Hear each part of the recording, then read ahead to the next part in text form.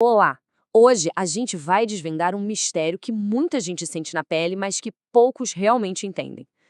Sabe aquela fraqueza que insiste em ficar horas ou até dias depois de um treino pesado? Pois é, o nome disso é fraqueza oculta.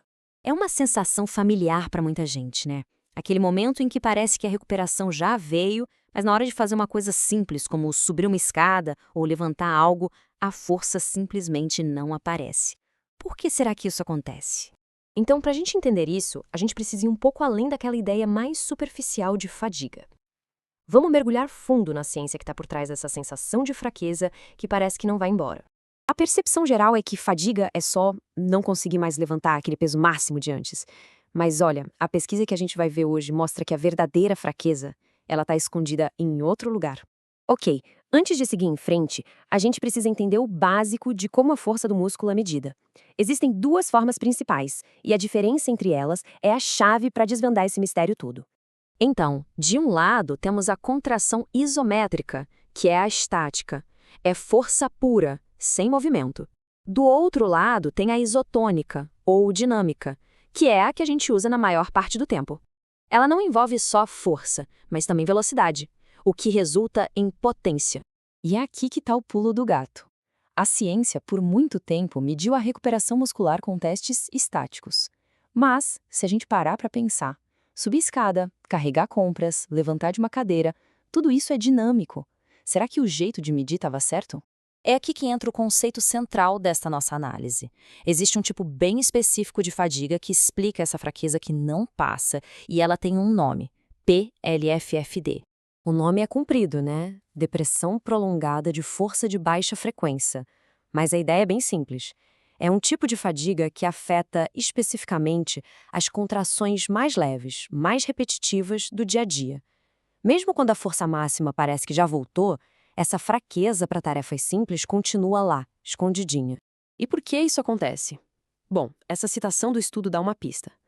Lá no nível celular, umas falhas bem pequenas na liberação de cálcio dentro das fibras musculares, que é o gatilho para a contração, acabam causando uma queda enorme na produção de força nessas atividades de baixa intensidade. Isso leva a gente para a pergunta fundamental que os pesquisadores queriam responder. Se a fraqueza que a gente sente é dinâmica, por que medir de forma estática? Será que estamos deixando passar a maior parte do problema? Para responder essa pergunta, eles fizeram um estudo muito bem pensado. Vamos ver como foi que eles investigaram essa tal fadiga oculta. O protocolo foi bem direto. Primeiro, mediram a força e a potência de todo mundo antes de qualquer exercício. Depois, levaram os músculos à exaustão mesmo, com treino super intenso. E aí, 30 minutos depois, mediram tudo de novo para ver o que tinha mudado de verdade. E os resultados foram, olha, surpreendentes. Eles descobriram que a história que os testes estáticos contavam era muito, mas muito diferente da realidade funcional do músculo. Ok, vamos dar uma olhada nesse gráfico aqui. A coluna da esquerda, onde diz Isometric Torque, mostra a perda da força estática. A queda é nítida. Agora, olha para a coluna da direita, a Loaded Power. Ela representa a potência dinâmica, com carga. A queda aqui é, nossa, drasticamente maior. É exatamente essa diferença que a gente sente no dia a dia. A queda na potência dinâmica, aquela com carga, foi de impressionantes 36,4%. Esse número é a representação da verdadeira fadiga funcional, aquela que a gente sente. Agora, o que é chocante nesse slide é a comparação direta. A queda na força estática ficou ali nos 15, 16%, mas a queda na potência dinâmica pulou para mais de 36%. É mais que o dobro. Isso mostra, sem dúvida, que o teste tradicional subestima e muito o quão fadigado o músculo realmente está. Então, qual é a explicação para essa diferença gigante? Não é só a capacidade de gerar força que diminui. O grande problema é a velocidade com que um músculo consegue se contrair. Ela fica massivamente afetada. E como potência é força vezes velocidade, se a velocidade despenca, a potência vai junto. Certo.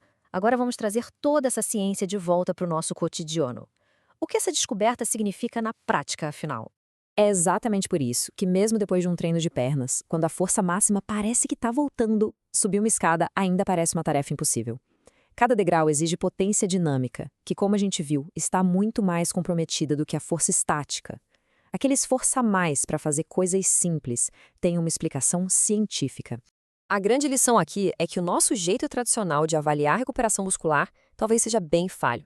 Ao focar só na força máxima, a gente pode acabar voltando para as atividades antes que os músculos estejam funcionalmente prontos, ignorando esse déficit gigantesco de potência. E isso tudo deixa uma pergunta no ar para a gente pensar. Talvez a verdadeira recuperação não seja sobre quanta força se tem, mas sobre a eficiência para usar essa força em movimento.